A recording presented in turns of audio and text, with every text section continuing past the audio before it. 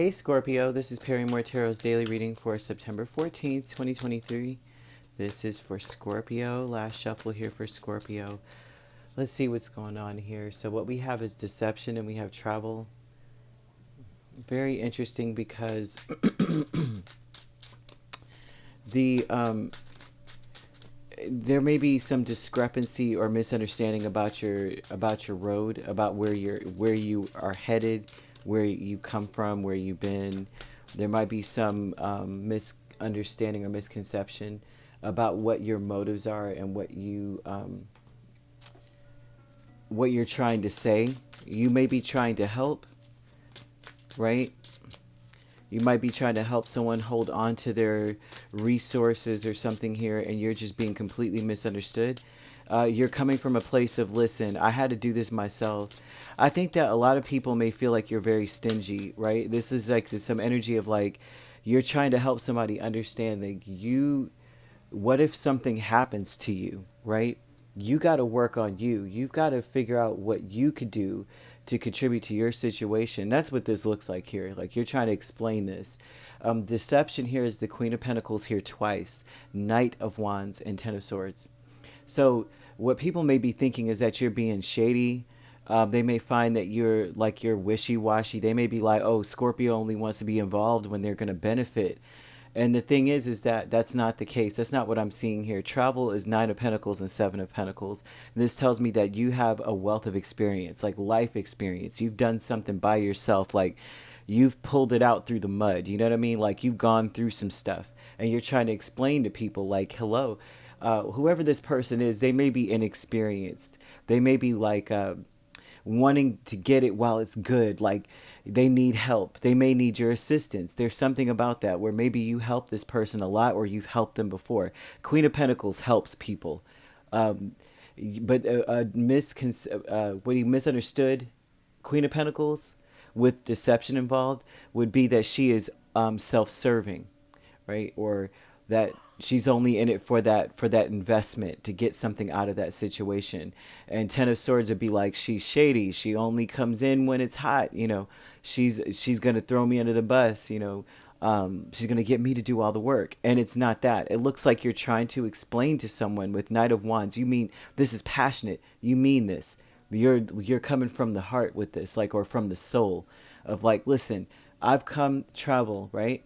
Let me tell you what's in this bag. What's in this bag is me doing it by myself. I'm where I'm at because I depended on me. And a lot of this speaks about your contribution to your situation. You may be trying to explain that. Like, you know, not blaming the victim, but like you put yourself in this situation. You got to figure out a way to get out. What if nobody's here for you? And you may be explaining that to someone. Conflict, or this may be explained to you. And you may be thinking they're being shady, but it definitely doesn't read that way. But we have conflict with High Priestess and Five of Wands, right? And the conflict is how you're saying it, right? And the conflict is that they don't have the experience you have, and there's a misunderstanding. They're like, where's Scorpio coming from with this, right? The conflict is that there is a conflict. You don't know all the details either. And so that's where you're like, well, only you know your situation. Only you know what you did. So there's, you know what I mean? You're going to have to figure out a way to, like, what are you doing that is causing this so that you can know, because there may be times where no one's going to be there for you. I know I've been there when no one was there for me and I had to figure it out. And you're going to have to try to figure something out, you know. But the conflict is a conflict in general. Five of Wands is a conflict.